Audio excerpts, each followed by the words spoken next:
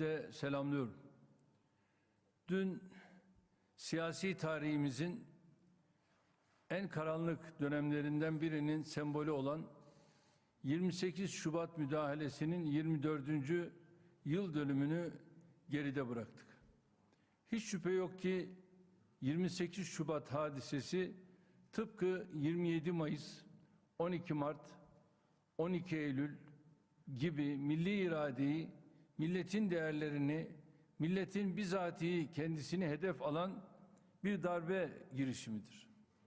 Sandıkla iktidara gelmiş, anayasa ve yasalar çerçevesinde ülkeyi idare eden meşru hükümet, bir kısım medyanın, sermayenin, sivil toplum kuruluşlarının da içinde yer aldığı kirli senaryolarla istifaya zorlanmıştır.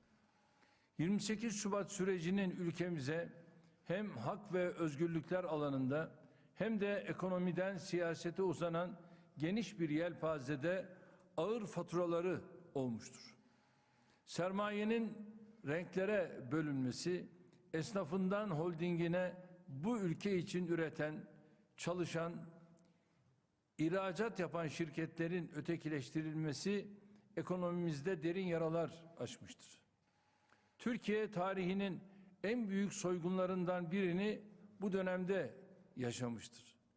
Milletimizin milyarlarca dolar parası bankalar vasıtasıyla hortumlanmış, ülkemiz benzeri görülmemiş bir buhranın içerisine sürüklenmiştir. Anayasal suç işleyenlerle ilgili hiçbir işlem yapılmadığı gibi darbecilerden briefing alan bir yargı tablosu bağlı olduğunu anlatıyor. Bir çiçeğe az su vermek onu kuruturken fazla su vermek de soldurur gerçeği adaletin kuyumcu titizliğiyle uygulanmasını gerektiriyor.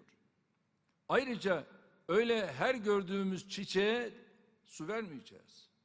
Susuzluktan boynu bükülmüş bir çiçeğe su vermek adaleti yerine getirmek olurken dikene su vermek zulüm anlamına gelebiliyor.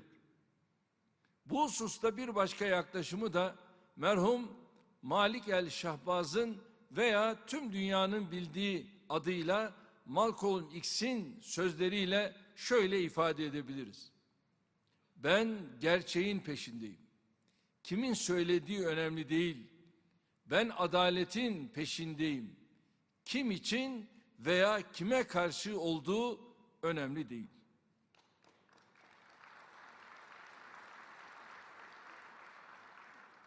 Evet, işte bu hissiyatla adaleti kuyumcu titizliğiyle yerine getirecek ve insana hakkını teslim edecek her görüşe başımızın üstünde yeri veriyoruz.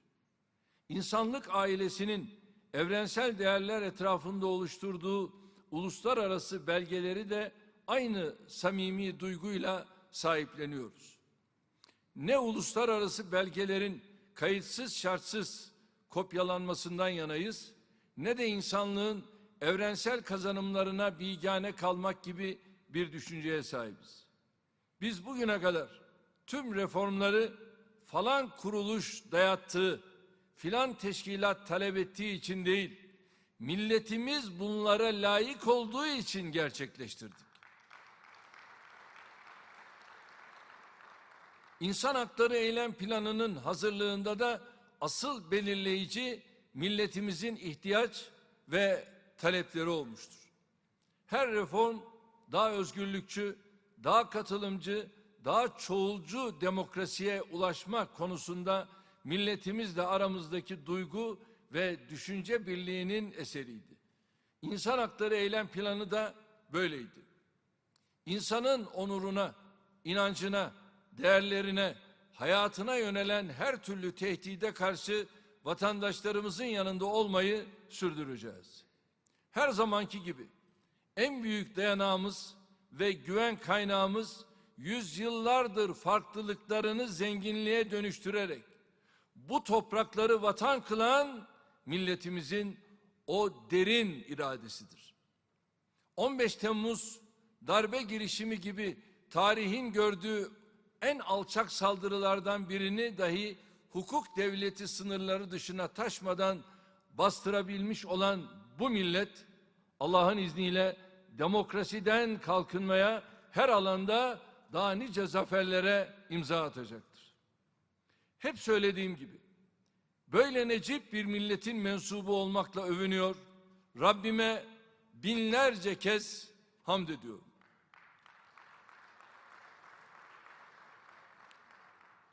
Aziz milletim, milletimizin beklentileri doğrultusunda oluşturulan bu eylem planındaki her bir faaliyetin arkasında geniş tabanlı bir istişare süreci var. Hazırlık çalışmalarını yürüten arkadaşlarımız, ilgili tüm bakanlıklarımızla, kurumlarla, ekonomi ve iş dünyasıyla, sivil toplum kuruluşlarının temsilcileriyle velhasıl milletimizin her kesimiyle bir araya geldiler. Bu sürecin sonunda İnsan Hakları Eylem Planı 9 amaç, 50 hedef ve 393 faaliyeti içeren bir belge olarak ortaya çıktı. Eylem planı 2 yıllık bir zaman diliminde uygulanmak üzere hazırlanmıştır. Eylem planında belirlenen her bir faaliyet için sorumlu ve ilgili kuruluşlar ile bu faaliyetler için öngörülen zaman dilimine yönelik takvimde 2 hafta içerisinde kamuoyunun bilgisine sunulacaktır.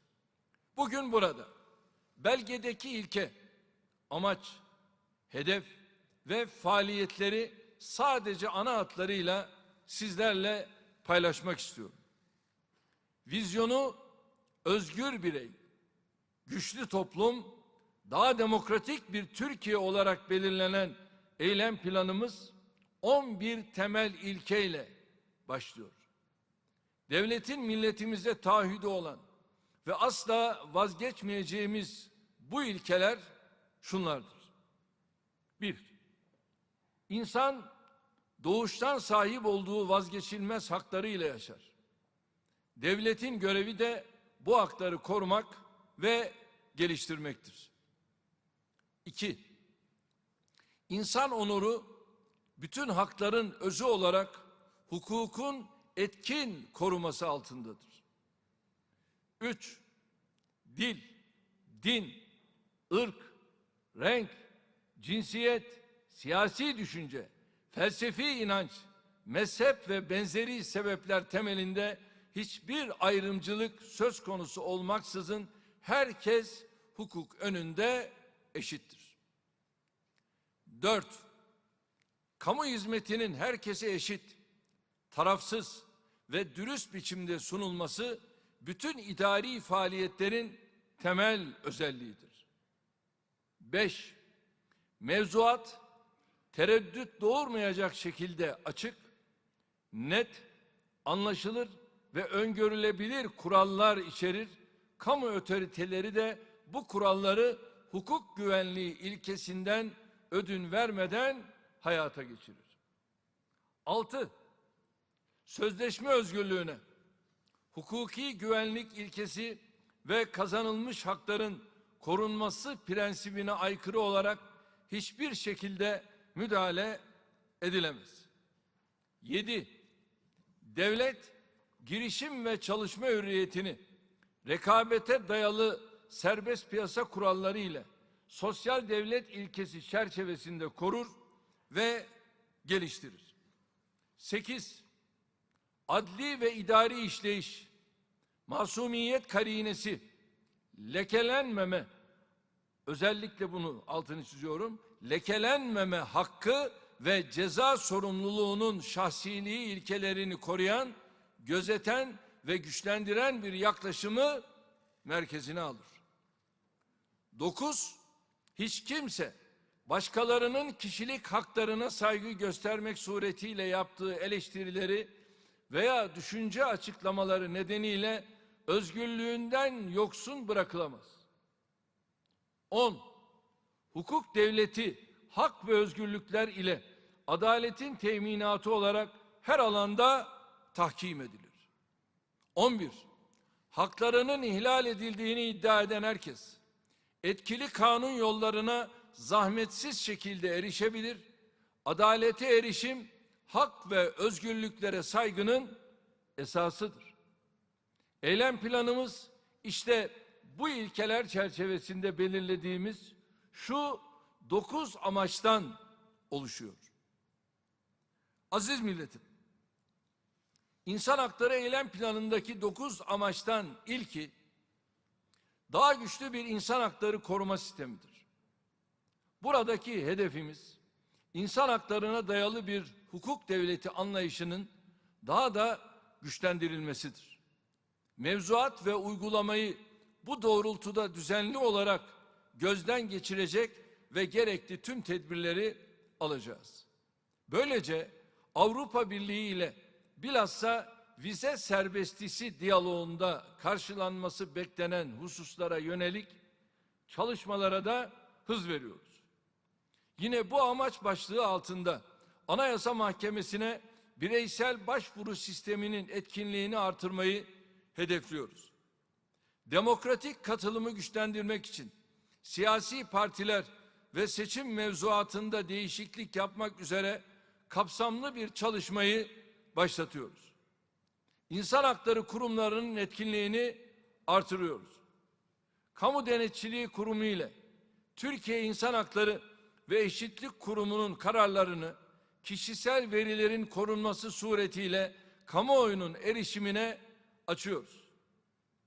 Geç gelen adalet, adalet değildir anlayışıyla vatandaşımızın taleplerini ve sıkıntılarını daha hızlı, daha etkin, daha şeffaf bir şekilde çözecek adımları atıyoruz. Bu çerçevede İnsan Hakları Tazminat Komisyonu Anayasa Mahkemesi'ne başvuruya gerek kalmaksızın uzun yargılama zararlarını karşılayacak. Ayrıca ceza infaz kurumlarını insan hakları odaklı olarak denetim ve takip için barolar, sivil toplum kuruluşları ve üniversitelerden temsilcilerin de katılımıyla bağımsız bir ceza infaz kurumları insan hakları izleme komisyonu kuruyoruz. Eylem planı sosyal devlet anlayışımızın bir gereği olarak mağdur haklarını da güçlü bir şekilde seslendiriyor. Kırılgan gruptakiler başta olmak üzere suç mağduru vatandaşlarımıza adliyenin kapısından içeri girdiği andan itibaren destek olarak bu insanlarımızın yeni mağduriyetler yaşamasının önüne geçmek istiyoruz. Bunun için çocuklar, kadınlar, engelliler ve yaşlılar başta olmak üzere suç mağdurlarına yönelik sağlanan psikososyal destek ve bilgilendirme hizmetlerinin etkinliğini artırıyoruz. Aynı kapsamda adli destek ve mağdur hizmetleri müdürlükleri ile adli görüşme odalarını da yaygınlaştırıyoruz. Aziz milletim, İnsan Hakları Eylem Planımızın ikinci amaç başlığı yargı bağımsızlığı ve adil yargılanma hakkının güçlendirilmesidir. Biliyorsunuz bu alanda bugüne kadar tarihi nitelikte pek çok adım attık. Devlet güvenlik mahkemelerini biz kaldırdık. Hakimler ve Savcılar Kurulu'nun yapısını demokratik temsil ilkesine göre yeniden şekillendirdik. Yargı teftişini de bu kurula bıraktık. Yargının bağımsızlığına tarafsızlık ilkesini ekledik. Hukuk devletinin ancak bağımsız, tarafsız ve insan haklarına saygılı mahkemelerin varlığı ile vücut bulacağı inancıyla bu kapsamda yeni adımlar atıyoruz.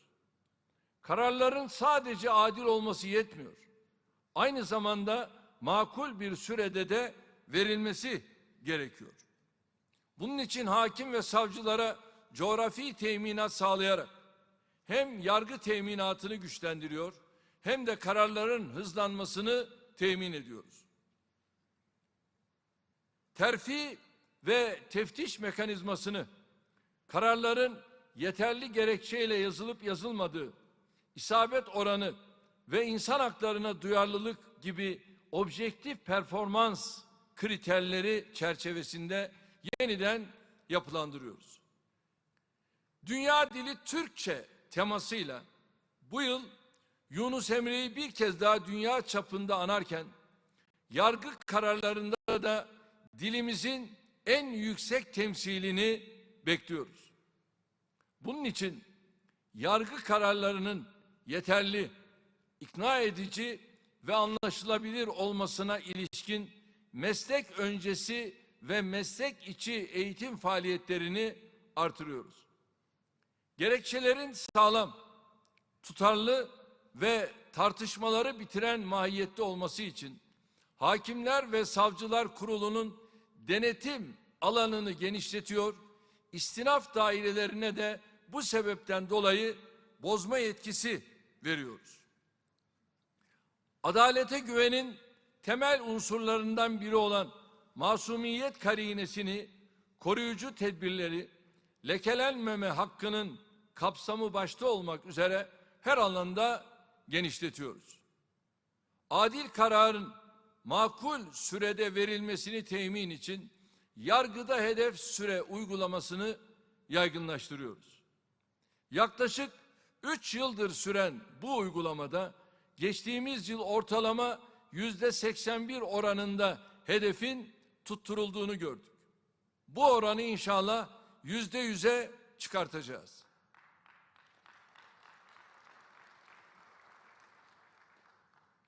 Aynı uygulamayı istinaf yargılaması ve adli tıp raporları için de getiriyoruz. Yine bu kapsamda idari yargıda gerekçeli kararın 30 gün içinde yazılmasını zorunlu kılıyoruz. Şu anda başarıyla süren elektronik tebligat uygulamasına yurt dışında yaşayan vatandaşlarımızı da dahil ediyoruz. Geçtiğimiz yılın başında uygulamaya başlanan seri muhakeme ve basit yargılama usulleri daha önce 2 yıl süren yargılama süreçlerini 2 aya indirdi. Yargıya ve vatandaşlarımıza büyük kolaylık sağlayan bu usullerin kapsamını genişletiyoruz. İş davalarının daha hızlı şekilde sonuçlanmasını temin için hakimlerin Sosyal Güvenlik Kurumu'nun kayıtlarına bilişim sistemi üzerinden erişebilmesini sağlıyoruz. Adil yargılanma hakkının güçlendirilmesi bakımından tüm tarafların eşit imkanlara sahip olmasını önemli görüyoruz. Eylem planıyla iddianamelerin mağdur ve müştekilere de tebliğ uygulamasını başlatıyoruz. İdari davalarda dosyaya sonradan giren bilgi ve belgelerin taraflara tebliğini de zorunlu hale getiriyoruz. Avukatların takip ettikleri işlerle ilgili aslı gibidir diye tasdik ettikleri belgelerin belirli şartlarla adli ve idari merciler tarafından işlemlere esas alınabilmesine imkan sağlıyoruz. Savunmanın ve savunma hakkının güçlendirilmesi kapsamında müdafiğin dosya inceleme yetkisine yönelik olarak verilen kısıtlama kararlarına üst süre sınırı koyuyoruz. Avukatların Anayasa Mahkemesi'ne bireysel başvuruları elektronik ortamda yapabilmelerine imkan sağlıyoruz. Sosyal devlet ilkesinin bir gereği olarak maddi durumu yetersiz olan kişilere verilen adli yardım hizmetleri için avukatlardan alınan vergi oranını düşürüyoruz. Zorunlu müdafi ücretlerini iyileştirecek bir düzenleme de hazırlıyoruz. Kamu avukatlarının çalışma esaslarını yeniden düzenliyor, özlük haklarını iyileştiriyoruz. Avukatlık stajı ile kişinin mesleğinin birlikte yapılmasına imkan sağlıyoruz. Adalete erişimi güçlendirecek tedbirler ve eylem planının üzerinde hassasiyetle durduğu konulardan biri olmuştur.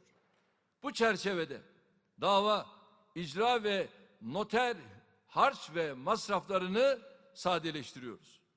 Yine geçtiğimiz yıl uygulamaya konulan ve özellikle şu salgın döneminde büyük kolaylık sağlayan elektronik duruşma uygulamasını tüm hukuk mahkemelerine yaygınlaştırıyoruz.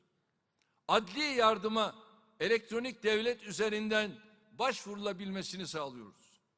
Engelli, yaşlı ve yatağa bağımlı hasta vatandaşlarımıza bulundukları yerden görüntülü iletişim teknolojileri vasıtasıyla ifade ve benzeri işlemleri yapabilme kolaylığı getiriyoruz.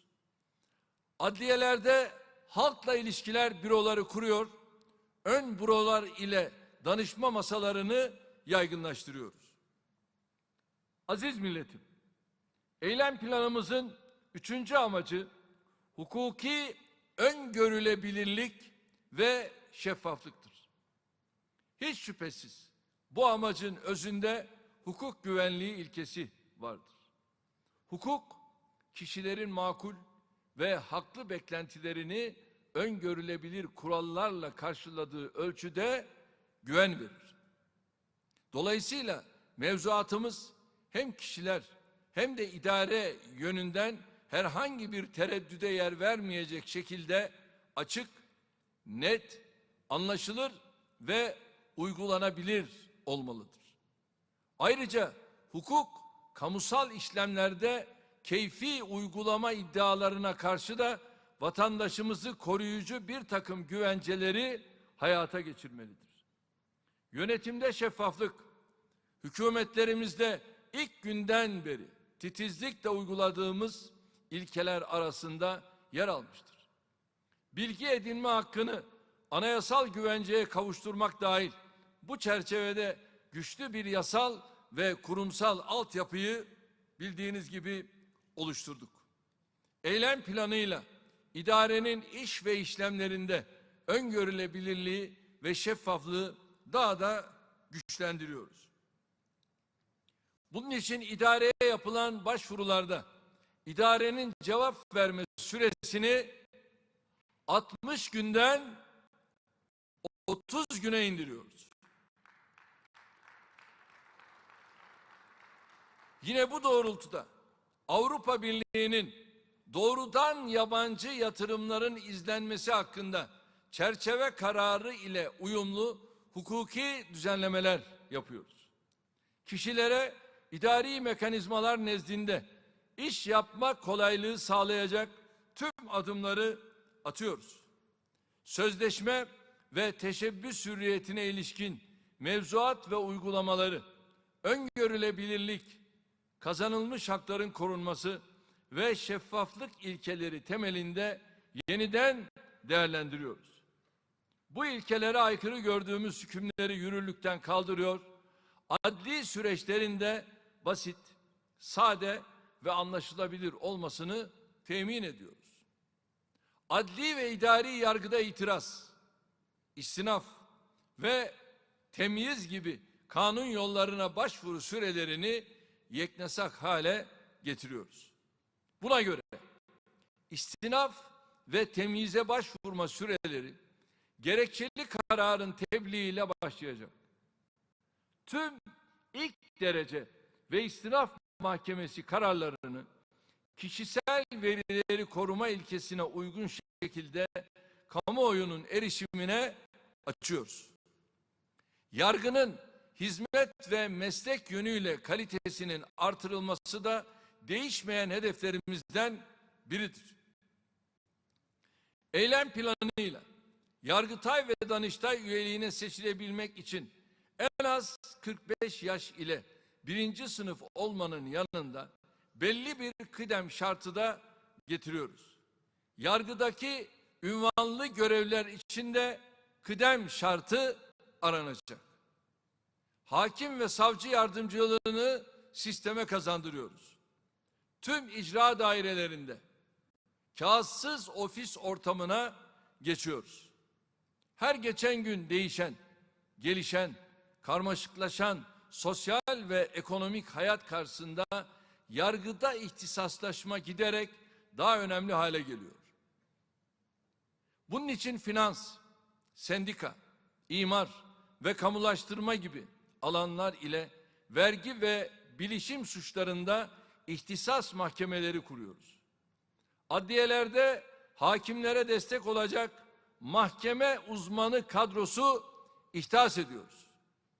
Kadastro gibi ihtisas mahkemelerinde yeni görev yerlerinin belirlenmesinde davaların tamamlanma ve başarı düzeyinin dikkate alınmasını sağlıyoruz.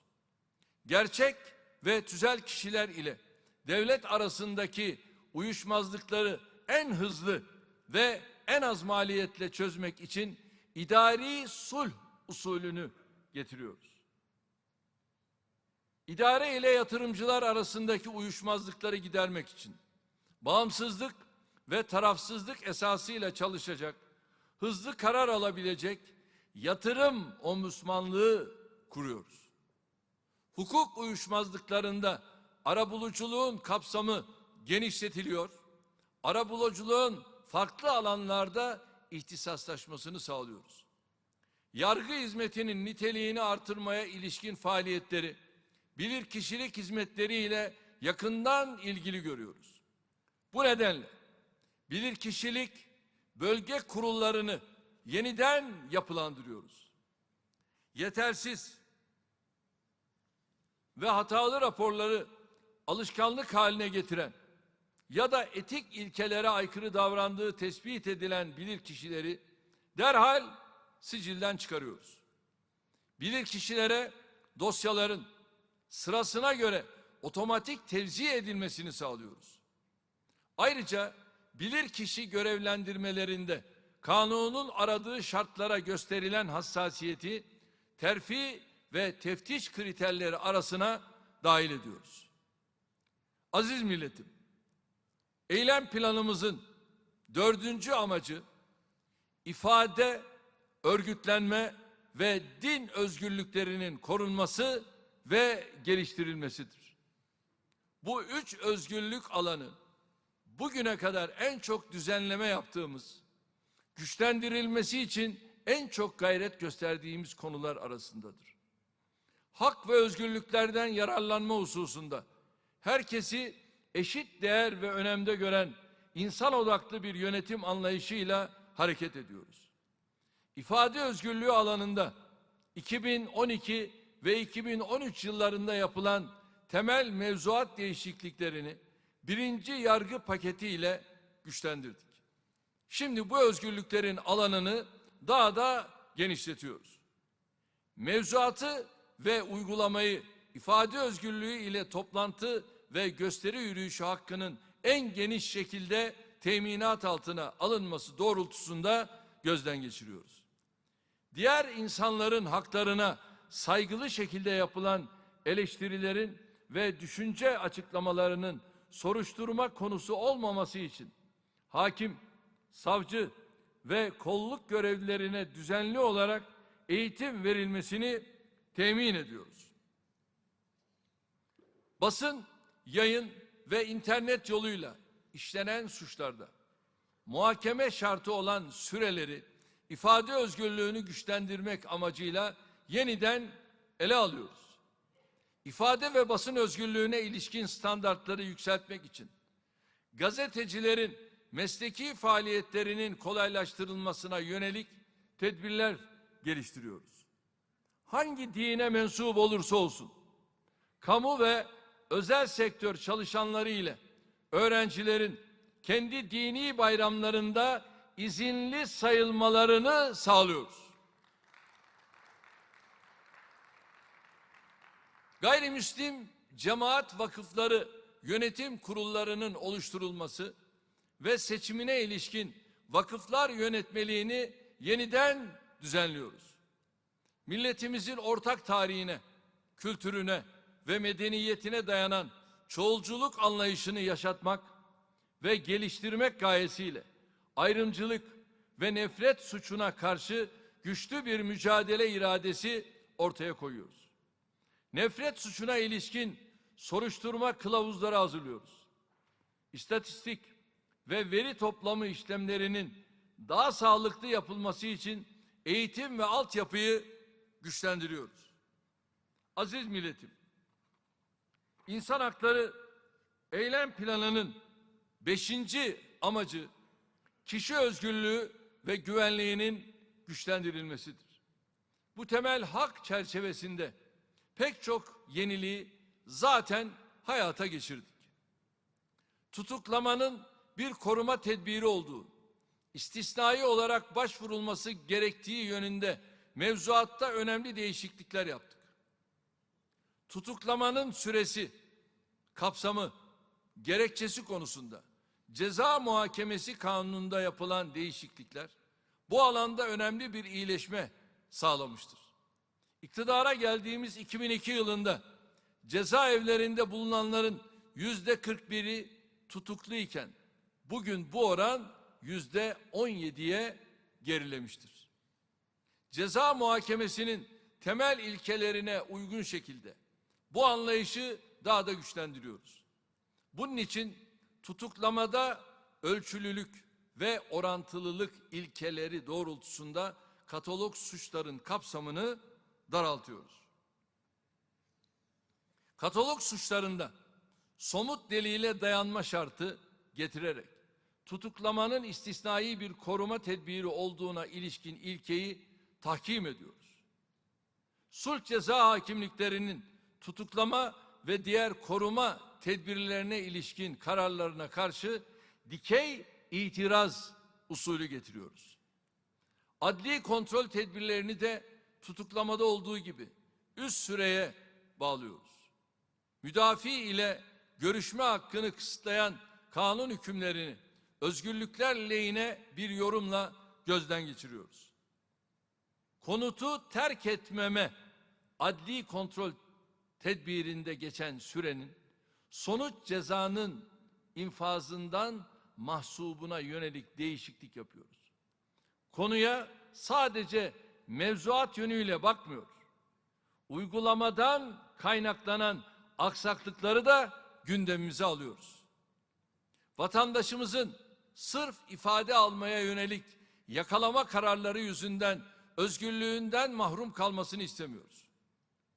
Eylem planıyla sadece ifade vermek için mesai saati dışında yakalayıp gözaltına alma, otelde gecenin bir yarısı bulup gözaltına alma gibi uygulamalara son veriyoruz.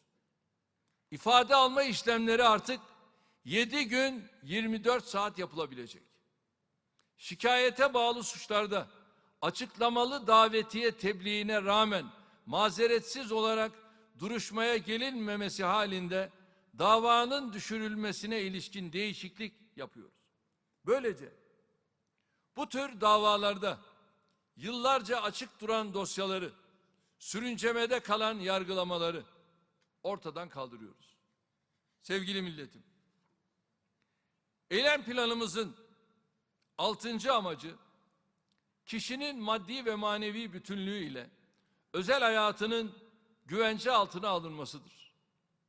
Bilindiği gibi kişilerin maddi ve manevi varlığının bütünlüğüyle kastedilen fiziksel ve manevi dokunulmazlığıdır. İnsan onur ve haysiyetini korumak devletin en önemli varlık sebebidir.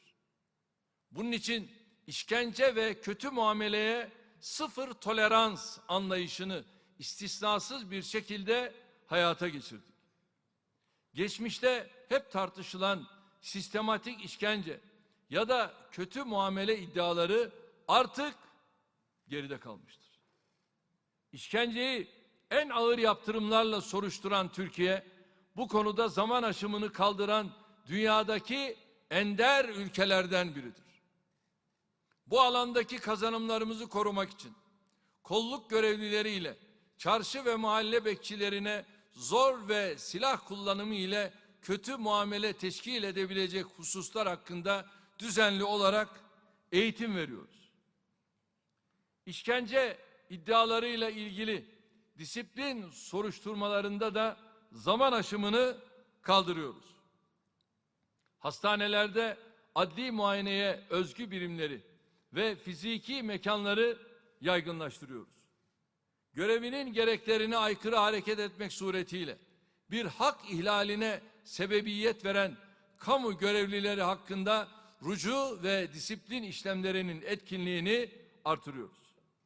Soruşturmaların etkili bir şekilde yürütülmesini temin etmek amacıyla iddianameyi hazırlayan Cumhuriyet Savcısına yargılama sonucunun bildirilmesini sağlıyoruz. Yine bu kapsamda olay yeri inceleme, adli arama ve fiziki el koyma işlemlerinin dijital olarak kayıt altına alınması zorunluluğunu getiriyoruz. Kişi güvenliğini sağlamaya yönelik mücadelenin en önemli unsurlarından biri de aile içi şiddetle ve kadına karşı şiddetle mücadeledir.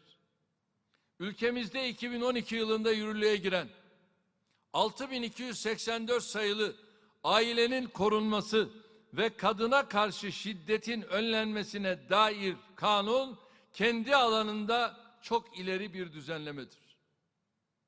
Tek bir kadının dahi şiddet mağduru olmadığı güne kavuşana kadar kurumlarımızın, sivil toplumun, medyanın ve toplumun tüm kesimlerinin işbirliğiyle bu mücadeleyi sürdüreceğiz.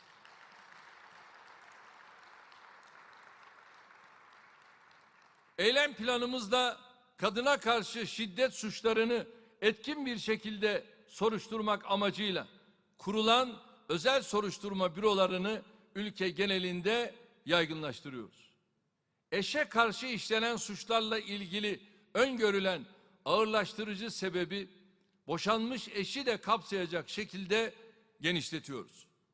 Tek taraflı ısrarlı takip fiillerini ayrı bir suç olarak düzenliyoruz. Şiddet mağduru kadınlara avukat görevlendirilmesini sağlıyoruz. Eylem planında kişilerin fiziksel şiddet yanında onur ve haysiyetlerinin korunması da ayrıca düzenlenmiştir. Bu kapsamda kişinin dava konusu olayla ilgisi bulunmayan hususlardaki mahremiyet alanının korunması için gereken tüm tedbirleri alıyoruz. İletişimin tespiti ve dinlenmesi şeklindeki koruma tedbiriyle elde edilen kayıtların beraat kararı verilmesi halinde de yok edilmesini sağlıyoruz. Üst ve beden aramalarının insan onurunu zedelemeyecek şekilde yapılmasına yönelik kararlılığımız doğrultusunda kolluk ve infaz kurumu personeline düzenli eğitimler vermeye devam edeceğiz. Ceza infaz kurumlarında dijital dönüşümü tamamlıyoruz. Bu çerçevede hükümlü ve tutukluların yakınları ile görüntülü görüşebilmeleri yanında mektup alıp gönderme, dilekçe verme ve sağlık durumunu takip gibi işlemlerde de teknolojiden yararlanılacak. Denetimli serbestlik yükümlülerinin meslek edinmelerini sağlamak için halk eğitim merkezleri, İşkur, yerel yönetimler ve özel sektör işbirliğiyle programlar düzenliyoruz. Kamuya yararlı bir işte çalışma yükümlülüğünün bu kurslarda yerine getirilebilmesini sağlıyoruz.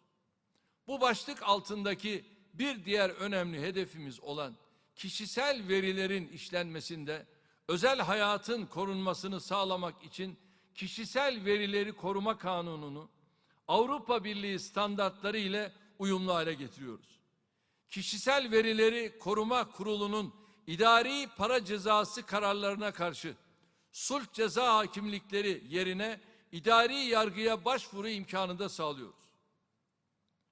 Aziz milletim, İnsan Hakları Eylem Planı'nın 7. amaç başlığı mülkiyet hakkının daha etkin korunmasıdır. Mülkiyet hakkı, vatandaşımızın sosyal ve ekonomik yönden gelişimini temin eden temel bir haktır. Doğuştan kazanılan bu hakkı korumak, devletin öncelikli vazifelerinden biridir. Kamu idareleri mülkiyet hakkını kullanmayı zorlaştıracak uygulamadan büyük bir hassasiyetle kaçınmak mecburiyetindedir. Bu anlayışla acele kamulaştırmaya ilişkin hükümleri de içerecek şekilde kamulaştırmayla ilgili tüm mevzuatı yeniden ele alıyoruz. Kamulaştırmasız el atmaya karşı valilikler nezdinde idari bir başvuru yolu getiriyor. Bu hususta kusuru bulunan kamu görevlilerine de idari yaptırım yolunu açıyoruz. Aynı şekilde kamulaştırmasız el atma eylemlerinden kaynaklı davaların öncelikle görülmesini sağlıyoruz. İcra takibi ve yargılama süreçlerinden kaynaklı mağduriyetlerin önüne geçmek için İcra ve İflas Kanunu ile ilgili yönetmeliği mülkiyet hakkının en geniş şekilde korunmasını sağlayacak şekilde yeniden düzenliyoruz. İdari yargıda mülkiyet hakkını etkileyen hususların ivedi yargılama usulüyle hızlı biçimde çözümüne imkan sağlıyoruz. İmar planı izleme, değerlendirme ve denetleme sistemi oluşturuyoruz. Yine imar planlarında parselasyon işlemlerinden doğan mağduriyetleri gidermeye yönelik çalışma yapıyoruz. Kamu idarelerinin taraf olduğu aynı nitelikteki uyuşmazlıklarda pilot dava usulü getiriyoruz. Pilot davada verilecek kararın aynı konudaki uyuşmazlıklar bakımından bağlayıcı olmasını temin ederek gereksiz vakit kayıplarının ve kaynak israflarının önüne geçiyoruz. İdarenin haklı olduğu belli olan vatandaşa git davanı aç, kazan öyle gel şeklinde özetleyebileceğimiz tavrına son veriyoruz.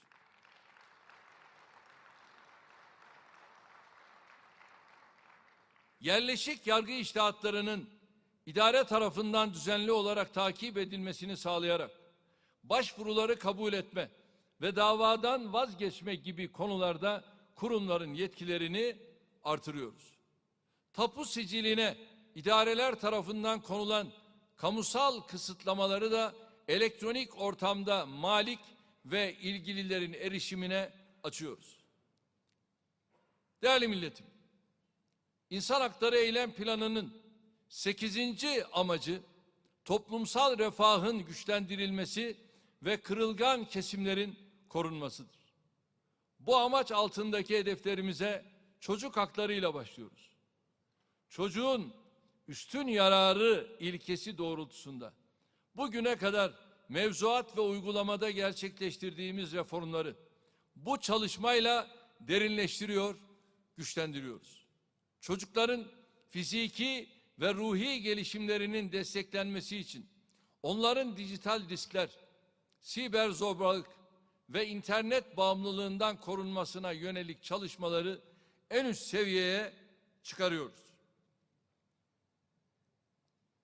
Uluslararası koruma ve geçici koruma kapsamındaki kimsesiz çocukların bakım ve gözetiminin daha etkin sağlanabilmesi için tüzel kişi vesayet sistemini hayata geçiriyoruz.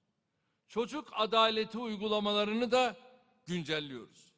Çocuk mahkemelerindeki duruşma salonlarını çocuk dostu olacak şekilde tasarlıyor, duruşmalara hakim, savcı ve avukatların cübbe giymeksizin katılımına imkan sağlıyoruz. Aile mahremiyeti ve çocuğun üstün yararının daha iyi korunabilmesi amacıyla aile ve çocuk mahkemelerinin müstakil bir kampüs içinde bulunacağı yeni bir adliye mimarisi modeli geliştiriyoruz. Denetimli serbestlik müdürlüklerinde çocuk büroları kuruyoruz. Suça sürüklenen çocukların adli süreçlerinin her aşamasını bu bürolar vasıtasıyla takip ediyoruz. Eylem planımızda gençlik hakları da güçlü bir şekilde yer alıyor. Amacımız gençlerimizin karar alma süreçlerine ve kamu hizmetlerine katılımını liyakat ve eşitlik temelinde güvence altına almaktır.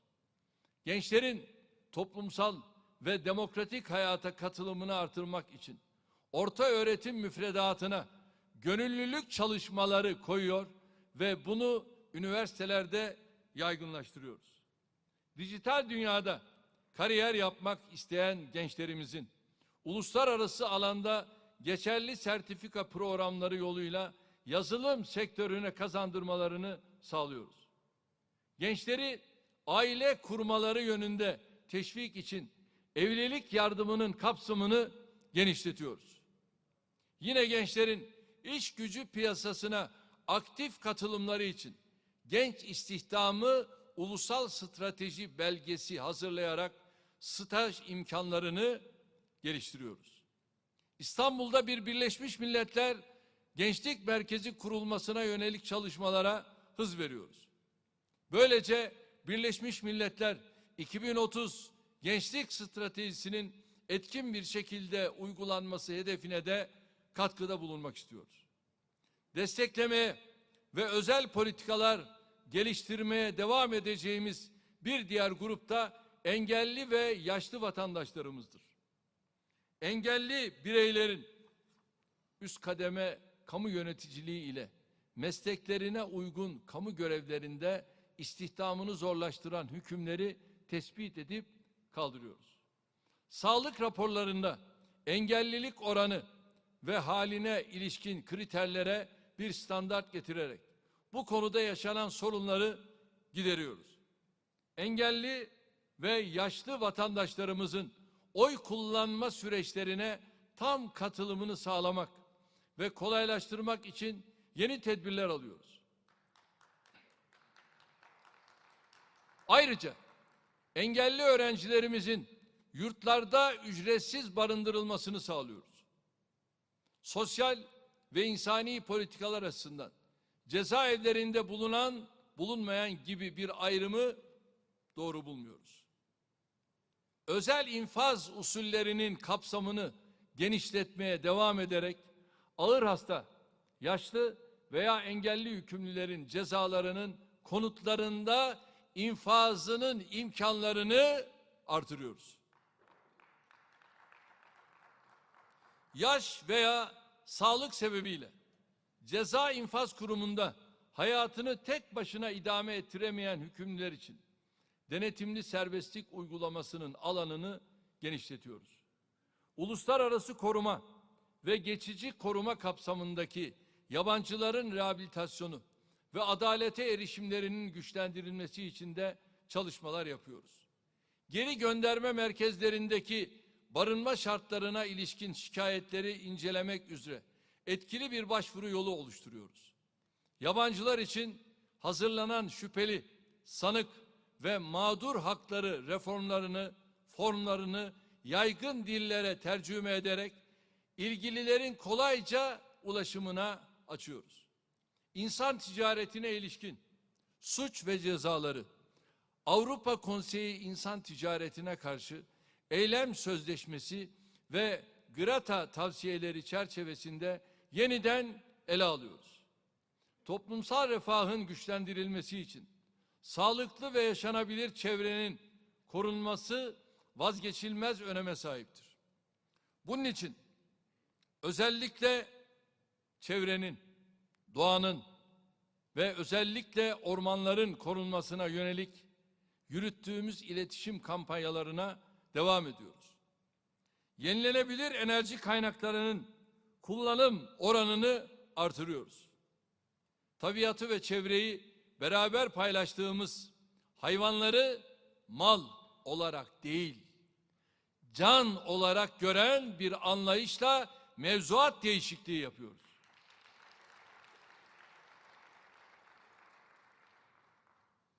Gıda güvencesinin sağlanması için tüketici örgütleri temsilcilerinin de bulunduğu bağımsız bir mekanizma oluşturuyoruz. Toplum sağlığının korunması kapsamında uyuşturucu ile mücadeleye kararlılıkla devam ediyoruz. Önleme ve tedavi görevlerini yürüten ÇEMATEM ve AMATEM'lerin sayılarını, kapasitelerini ve etkinliğini artırıyoruz. Uyuşturucu kullanımından ilk kez denetimli serbestlik kararı alanların rehabilitasyon ve tedavilerinin ara kontrollerle izleneceği 5 yıl süreli bağımlılık takip modeli kuruyoruz. Fiziki çevrenin korunması ve çevre sağlığının geliştirilmesi kadar dijital mecralarda da insan haklarını koruyacak tedbirler getiriyoruz. İfade özgürlüğü dengesini bozmayacak şekilde bireylerin kişilik haklarının sosyal medya üzerinden ihlaline yönelik fiillerle mücadeleyi artırarak sürdürüyoruz. Aziz milletim, eylem planımızın 9. ve son amaç başlığı insan hakları konusunda üst düzey idari ve toplumsal farkındalıktır. Eylem planının tüm hatlarıyla uygulamaya geçirilmesinin ancak insan hakları duyarlılığıyla meselelere yaklaşılmasıyla mümkün olduğuna inanıyoruz. Bu kapsamda kamudan başlayarak toplumun tamamında insan hakları duyarlılığının artırılması için faaliyetler planlıyoruz. Sosyal, siyasi ve kültürel alanda insan odaklı ve insan haklarına duyarlı uygulamaların geliştirilmesini sağlayacak hazırlıklar içindeyiz. İnsan haklarına duyarlı özellikle bu çalışmalarıyla emsallerine göre öne çıkan kamu görevlilerini ödüllendiriyoruz. Kolluk görevlilerinin eğitim faaliyetlerinde temel insan hakları konularına daha etkin şekilde yer veriyoruz.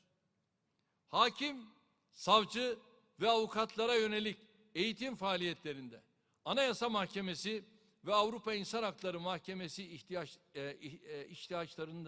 içtihatlarını da içerecek şekilde insan hakları konusunu merkeze alıyoruz. Yüksek Mahkeme kararlarının başvuruya konu kararı veren ve kanun yolu incelenmesini yapan hakim ve savcılara iletilmesini sağlıyoruz. Hakim, savcı ve avukat adaylarına Anayasa Mahkemesi'nde staj imkanı getiriyoruz. Hakim ve savcılar ile kamu görevlileri için sosyal medya etik ilkelerini, tarafsızlık anlayışını esas alarak belirliyoruz. İnsan hakları farkındalığını idarenin kapalı devre bir faaliyeti olarak görmüyor, bu işi vatandaşlarımızla etkileşim içerisinde yapıyoruz. Bu anlayışla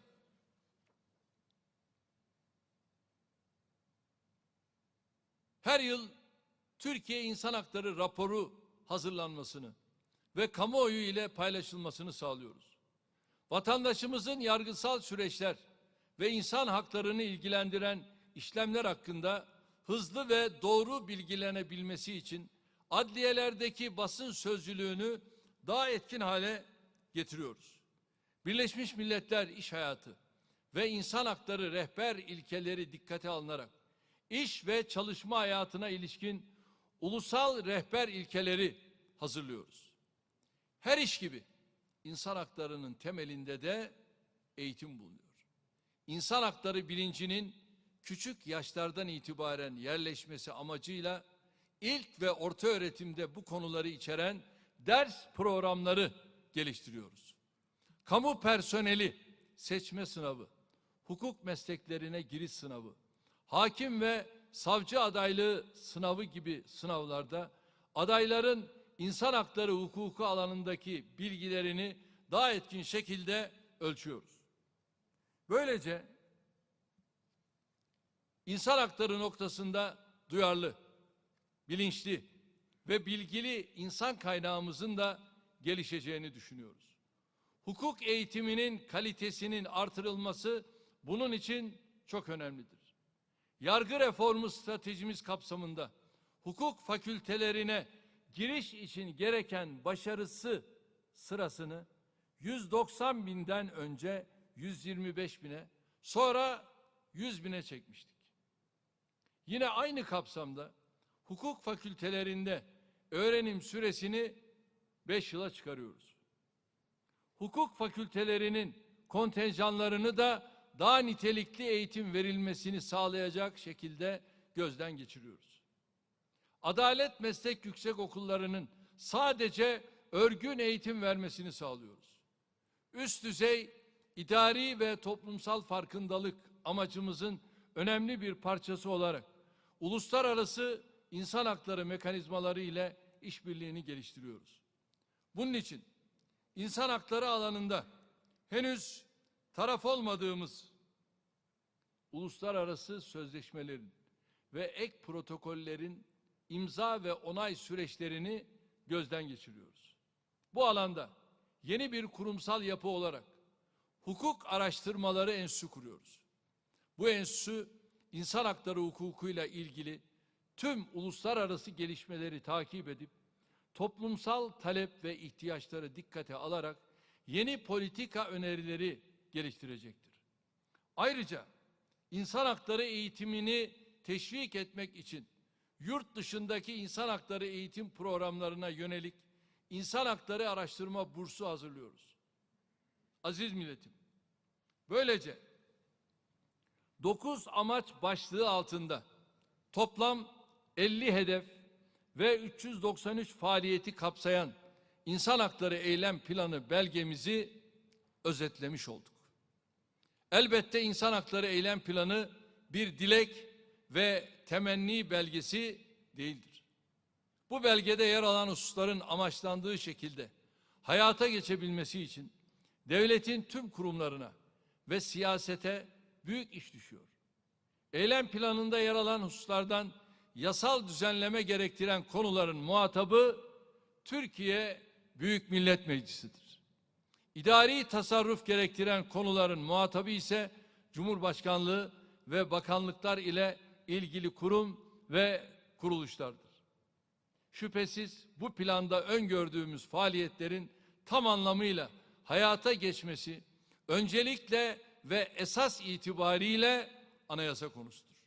Bunun için eylem planımızın nihai amacı yeni ve sivil bir anayasadır.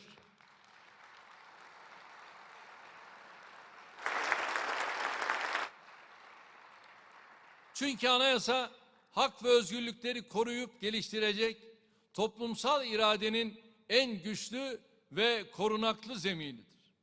Anayasalar en genel tanımları itibariyle vatandaşla devlet arasındaki ilişkileri belirleyen, temel hak kategorilerini düzenleyen toplumsal sözleşme niteliğindeki belgelerdir.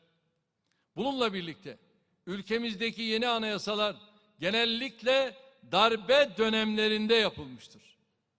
Mevcut 1982 anayasamızda darbe dönemi şartlarında hazırlanan anayasalardan biridir. Bu anayasa milletin doğrudan veya dolaylı iradesiyle birçok kez değiştirilmiş olsa da hazırlık sürecindeki dinamiklerin ürünü olan ruhun tortuları attığımız her adımda kendini hissettirmektedir. Anayasada yaptığımız her değişiklik elbette daha güçlü demokrasi yolunda atılmış değerli birer adımdır. Buna rağmen özgürlükler konusunda geneline hakim olan mütereddit ve istisnası bol üslubu anayasamızı bu ruhtan hala arındırabilmiş değiliz. Biz geleceğe emin adımlarla yürümemizi temin edecek ve milli iradeyi tam anlamıyla yansıtacak yeni ve sivil bir anayasaya olan ihtiyacımızı her fırsatta dile getirdik. Bilhassa son 10 yıldır bunun mücadelesini her zeminde verdik. Başlattığımız girişimler çeşitli sebep ve vesayiklerle akamete uğratıldı. Milletimize taahhüt ettiğimiz şekilde hak ve özgürlükler temelinde hazırlanmış yeni ve sivil bir anayasayı henüz ülkemize kazandırabilmiş değiliz. Türkiye'nin demokratik ve ekonomik kalkınma mücadelesinde hak ettiği mesafe ve yükselen toplumsal talep yeni anayasa ihtiyacını artık ertelenemez hale getirmiştir. Bunun için geçtiğimiz haftalarda yeni ve sivil anayasa teklifimizi yeniden milletimizin takdirine sunduk. Milli iradenin üstünlüğü esasına göre hazırlanacak yeni bir toplumsal sözleşme metnini Cumhuriyetimizin 100. yılını karşılamaya hazırlandığımız şu dönemde ülkemize kazandırmanın tarihi sorumluluğumuz olduğuna inanıyoruz. İşte bu sebeple devleti yaşatmanın ancak insanı yaşatmakla mümkün olacağı anlayışı üzerine bina edeceğimiz yeni anayasa hedefimizi insan hakları eylem planımızın nihai amacı olarak belirledik. Yeni anayasa herkesin anayasası olacaktır.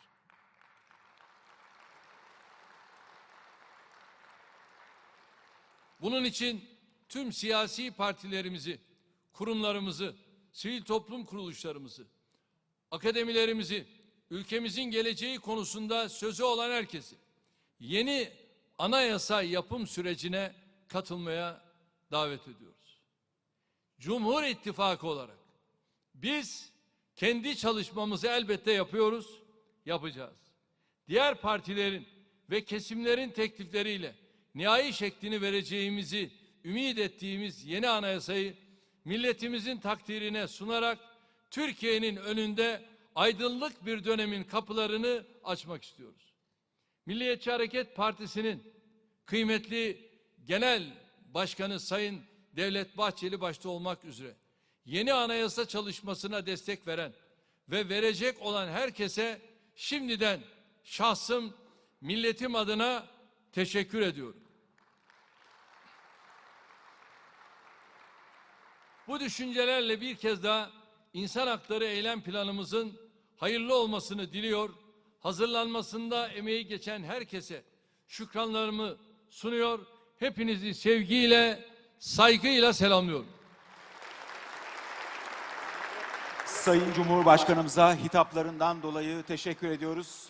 Sayın Cumhurbaşkanım, kıymetli konuklar, İnsan Hakları Eylem Planı tanıtım toplantımız